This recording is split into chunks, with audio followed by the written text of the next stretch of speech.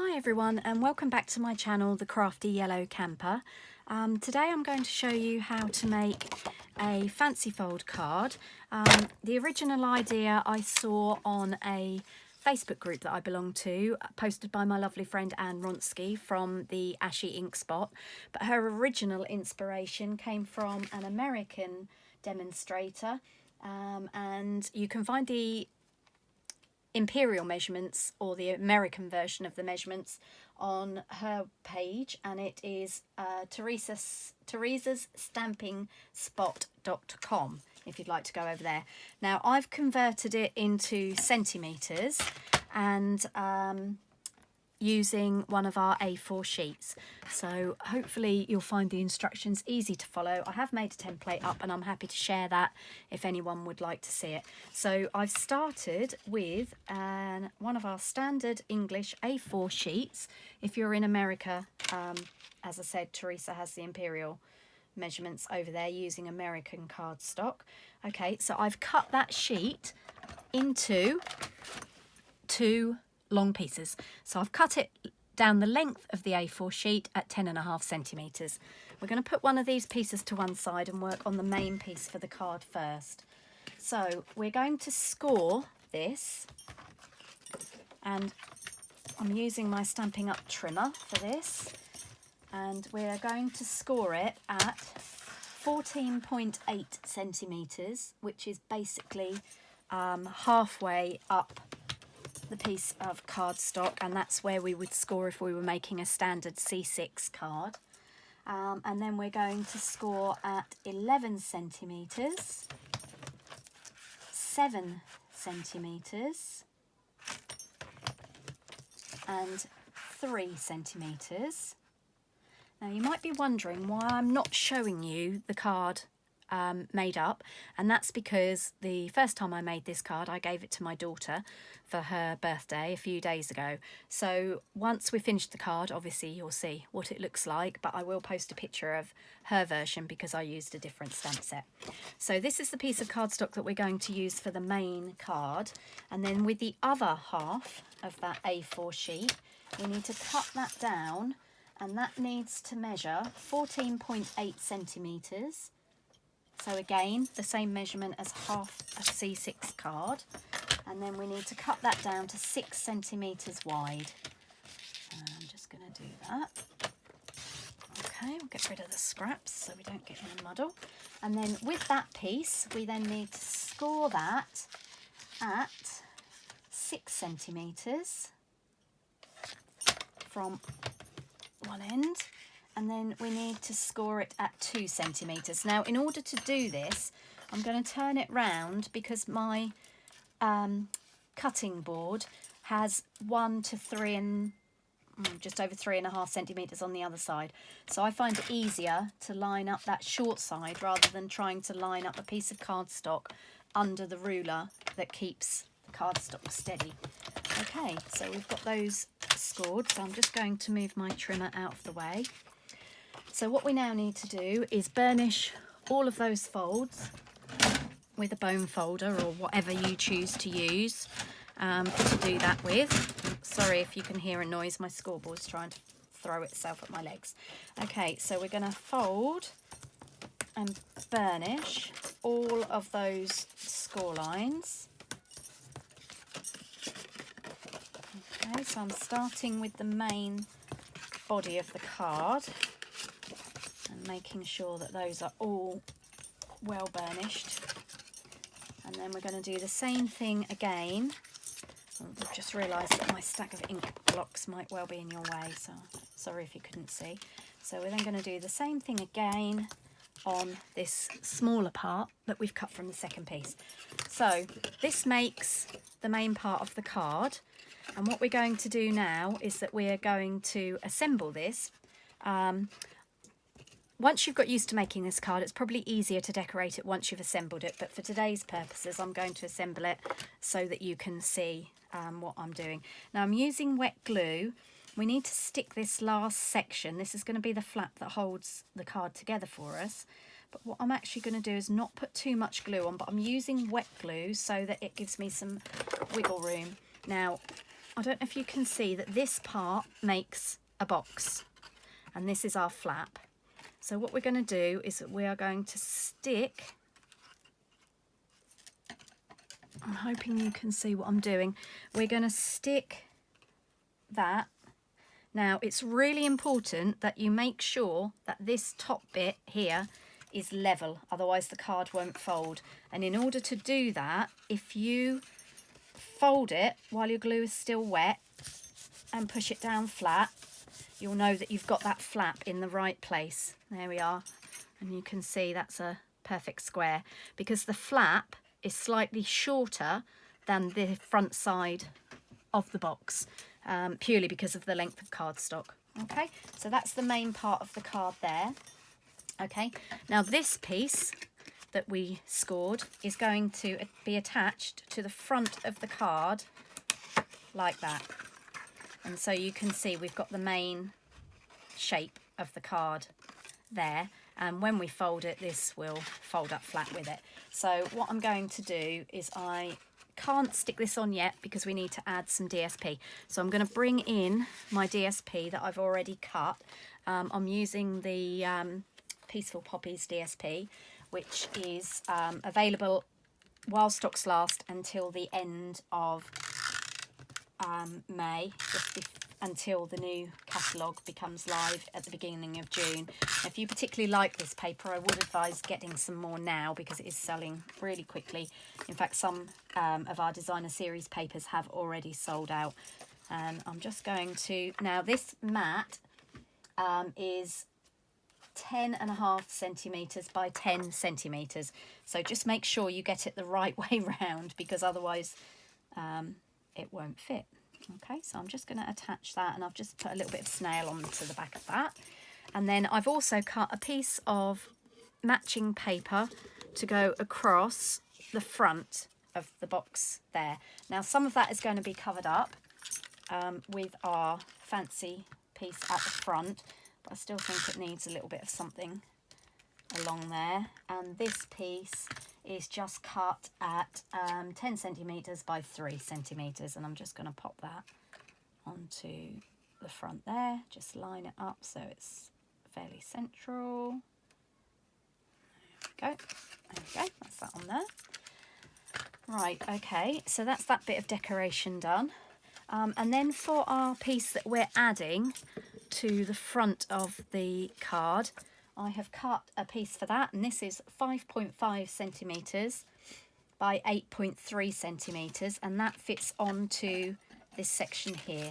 So again, you can use wet glue. I'm just using snail for speed. Again, snail is something that's going to be discontinued in the catalogue at the end of the current catalogue period. It's being replaced with a different form of glue, still in a tape runner way and still with refills available. But if you've got a particular fondness for snail, then I suggest you order some now before it sells out. Now this piece is going to be stuck onto here. So we are just going to put some wet glue again to give us some wiggle room. Don't forget that our glue dries clear, so you won't be able to see it if you do get a little bit of a smudge, but it's quite handy to have a glue rubber to help get rid of the glue. We used to sell these. This is mine. It's really old. It's about, I don't know, 9 years old. It's really glittery from where I've had it out at Christmas, but it just keeps going and going. I am hoping that Stampin' Up might bring these back at some point. So what we're going to do is we're going to line up this section into the middle of the card.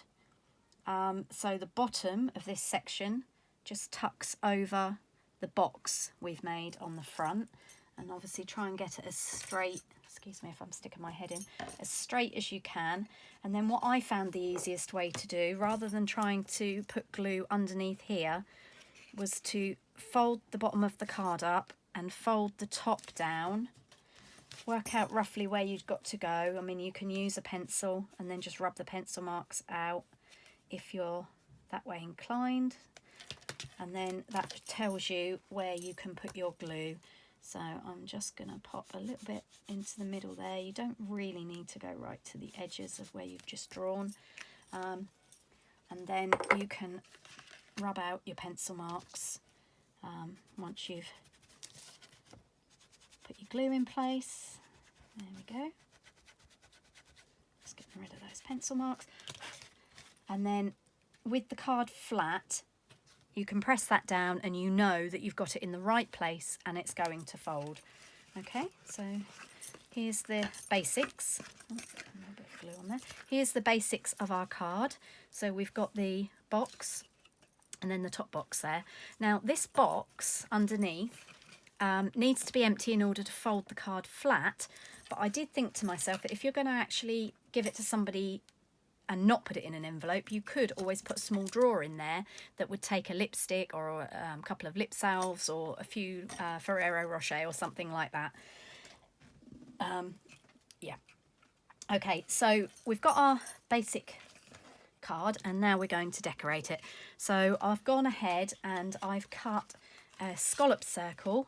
Now I don't usually use a lot of black in my crafting, but this particular sheet of the paper has the dark poppies in Rich Razzleberry and Blackberry Bliss, and they've got black middles, so we're not going to see a lot of that behind the white section that I've got here. And what I'm going to do is I'm just going to stamp a very faint poppy image. I'm using Poppy Parade because that's the cardstock that I've got, and we just want that outline image. So all I'm going to do is ink up my stamp. I don't need too much ink on these. I'm just going to stamp it off to get rid of some of the colour, and what I want is a very faint impression of the poppies. That one's actually a little bit darker than I'd like it to be, if I'm honest. So what I'm actually going to do is flip that over and do it again, but for now I'll leave that. Actually no, I might leave it like that. Okay, so I'm going to then use the little infill stamp. This is a small one that comes in the set. You can see that there's a bigger sort of splatter and a small splatter, and this small one's really good for filling in, just to give a little bit of colour. And to do that I'm going to use some cherry cobbler. So I'm just going to close up the Poppy Parade and get rid of that so I don't lean all over it, and I'm just going to use this cherry cobbler and I'm just going to very lightly stamp over the top of my poppies, just to give that sort of watercoloured effect. And then I just went into the middles, and I've just realised actually that my phone rang just as I was setting up for this video, and I've used Blackberry Bliss and not cleaned my stamp, so my poppies are now a bit of a muddy colour. But I'm just going to go over the middles with a little bit of Blackberry Bliss. That'll teach me, won't it, not to clean my stamps properly. And then I'm just going to add in some little bits of the leaves, just in Pear Pizzazz this is, so to keep it quite pale. Okay, so that sort of gives us a background without using any more of the DSP, and hopefully that will complement it. So what I'm going to do now is just move those out of the way. Hopefully you can still see what I'm doing. Now I'm going to stick this circle onto the black scallop circle, just with some snail. Because we've sort of stamped randomly, it's not got a particular way up, it's just a random sort of background. So there we go. And then before I started filming, I've stamped, using the same technique, I've stamped some flowers in the Poppy Parade, gone over them with that small splatter in the Poppy Parade, and then the Blackberry Bliss in the middles of them, just to give them some colour. And then I've stamped and cut out the leaves, the small leaf from the Poppies stamp set. So that's the small leaf, and that's the small poppy that I've used. And again, as I said, using that small splatter. And I'm just going to use these to make some sort of decoration in the middle of that circle. So I'm just going to use some mini dimensionals. I can lay my hands on them. Oh, they're the big ones. Okay. Oh, why does everything you want always slip down behind something you can't get behind? So for the leaves, I'm just going to use these mini dimensionals because they're nice and small. You could use the mini ones on the flowers. It's just obviously you'd use more of them because they are so tiny, but they're perfect for small elements like that. And on the back of my two flowers, I'm just going to pop a couple of the bigger ones, only purely because they take up more room, so you need less. Okay, so that's those. And then what I'm going to do is I am going to, again, my tip for getting the backs off, dig your thumbnail into the middle and it'll lift the edges. If you haven't got many nails, then that's the perfect way to do it.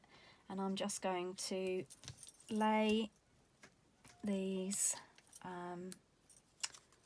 layer up these stamped poppies onto that circle we've stamped and add in the leaves. So always work on groups of odd numbers when you're adding things like leaves, and in theory really I should have 3 poppies, but I think it looks okay like that.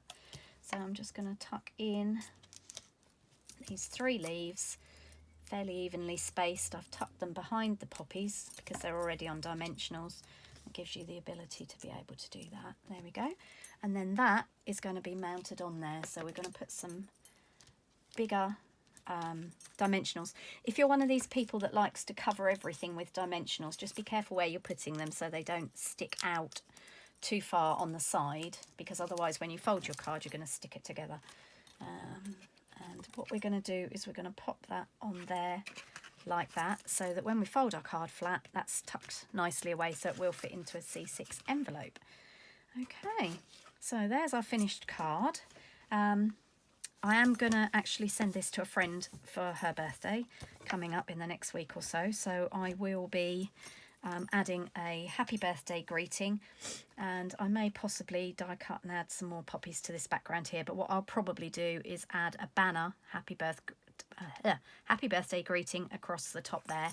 And when I've done that, I'll post a picture on my Facebook page. So if you want to have a look at that, totally finished, then hop over there. And I will also post a picture of my daughter's birthday card as well. So it's the same name, the Crafty Yellow Camper, on Facebook, and you'll be able to see that there. If you like my videos, please click the subscribe button and ring the bell, and then you'll be notified each time I upload a new video.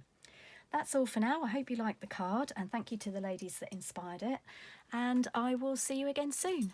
Happy stamping!